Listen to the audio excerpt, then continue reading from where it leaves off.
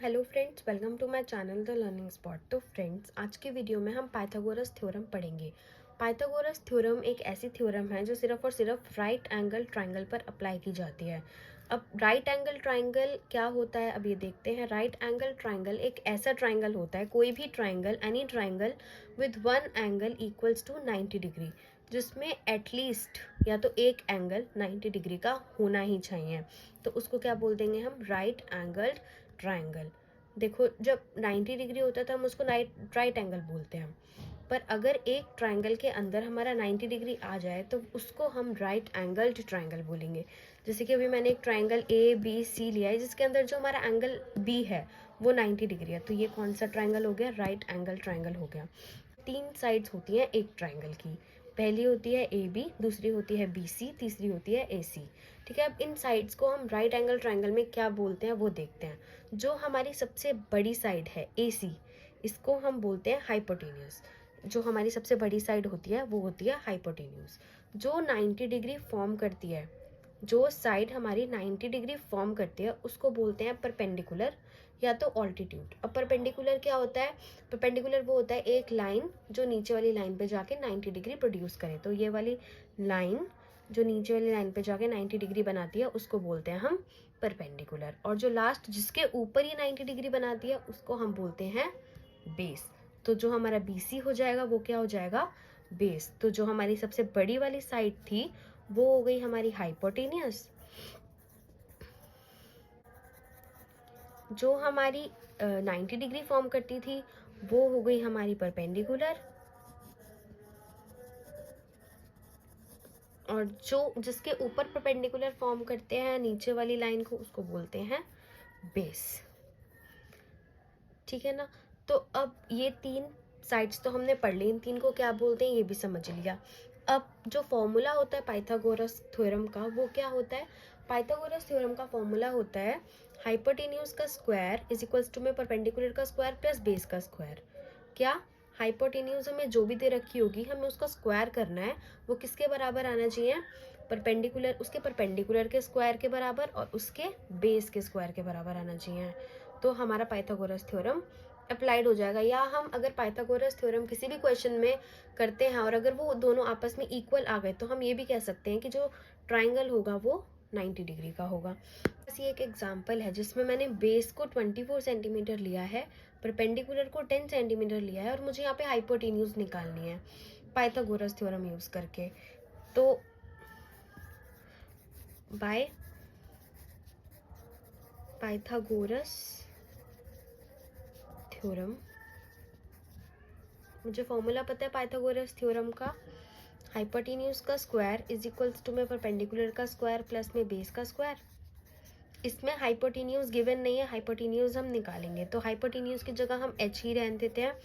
Is equals to में perpendicular हमें दे रखा है 10 का स्क्वायर प्लस बेस हमें दे रखा है 24, तो 24 का स्क्वायर।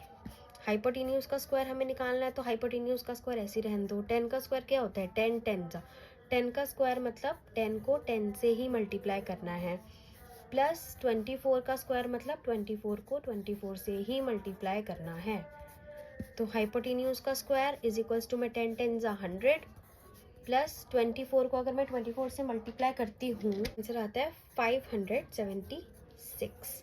तो नेक्स्ट स्टेप में हम क्या करेंगे? इन दोनों को प्लस कर देंगे। H square is equals to में ये हो जाएगा 676।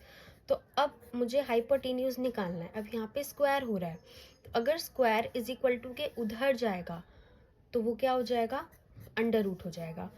तो अब ये स्क्वायर को उधर लेके जाऊंगी तो ये हो जाएगा अंडर रूट 676। अब 676 का अंडर रूट कैसे निकलता है? वो निकलता है हमारा प्राइम फैक्टराइजेशन से।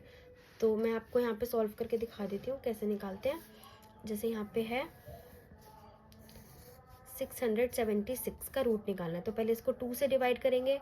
2 से डिवाइड करके आएगा 38। इसको भी 2 से डिवाइड कर देंगे। इसको 2 से डिवाइड करने के बाद हमारा आ जाएगा 169।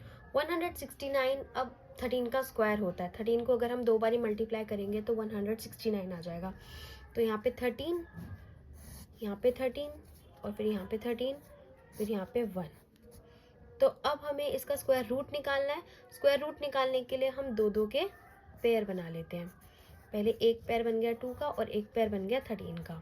अब जैसे 2 और 13 आया, इन दोनों को मल्टीप्लाई कर देंगे, जो भी आंसर आएगा हमारा यहाँ पे हाइपोटेन्यूज आ जाएगा। तो 13 2 ज़ा 26, तो 26 सेंटीमीटर हमारा क्या आ गया, हाइपोटेन्यूज आ गया।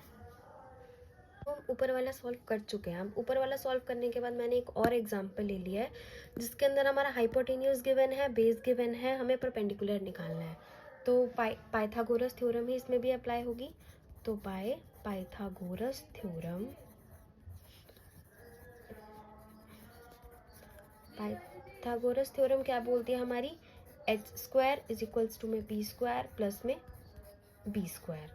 अब हाइपोटेन्यूज इसमें हमें क्या गिवन है 5, तो यहाँ पे हो जाएगा 5 का स्क्वायर इज इक्वल्स टू में हमें परपेंडिकुलर निकालना है, तो परपेंडिकुलर की जगह पे हम p का स्क्वायर ही ले लेते हैं, प्लस में बेस हमें क्या गिवन है 3, तो यहाँ पे हो जाएगा 3 का स्क्वायर। अब 5 का स्क्वायर मतलब कि 5 को 2 बारी मल्टीप्लाई करना है, इज इक्वल्स टू में p का स्क्वायर प्लस में 3 का स्क्वायर मतलब कि 3 को भी हमें यहाँ पे 2 बारी मल्टीप्लाई करना है।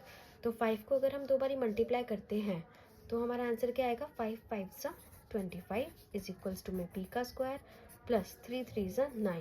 अब यहाँ पे 9 प्लस हो रहा है तो इज इक्वल्स टू के उधर जाके 25 में से 9 माइनस हो जाएगा, तो इधर आ जाएगा परपेंडिकुलर का स्क्वायर। अब 25 में से 9 माइनस होता है तो हमारा आता है 16 इज इक्वल्स टू में परपेंडिकुलर का स्क्वायर। अब यहाँ पे स्क्वायर है तो उधर जाके स्क्वायर क्या हो जाता है, रूट हो जाता है, तो ये हो जाएगा रूट 16 इज इक्वल्स टू में p। तो अब यहाँ पे हो गया रूट 16, तो 16 का मैं प्राइम फैक्टराइजेशन निकाल लेती हूँ इसका रूट निकालने के लिए। तो ये 2 से जाएगा, 2 8 ज़ा 16, फिर 2 से जाएगा, 2 2 ज़ा 4, फिर 2 4 ज़ा 8, फिर ये 2 से जाएगा, 2 2 ज़ा 4, फिर ये 2 से जाएगा, 2 1 ज़ा 2। तो अब इसमें यहाँ पे दो दो के पेयर बना लूँगी, तो यहाँ पे 2 इंटू में 2 2 2 ज़ा 4, तो मतलब 16 किसका रूट होता है 4 का, तो 4 सेंटीमीटर हमारी आ गई परपेंडिकुलर। और इसी सेम तरीके से हम लोग बेस भी निकाल सकते हैं अगर हमें परपेंडिकुलर गिवन हो तो हम कुछ भी इजीली निकाल सकते हैं। अगर हमें दो चीज़ें गिवन हो तो थर्ड साइड ऑटोमेटिकली आ जाएगी।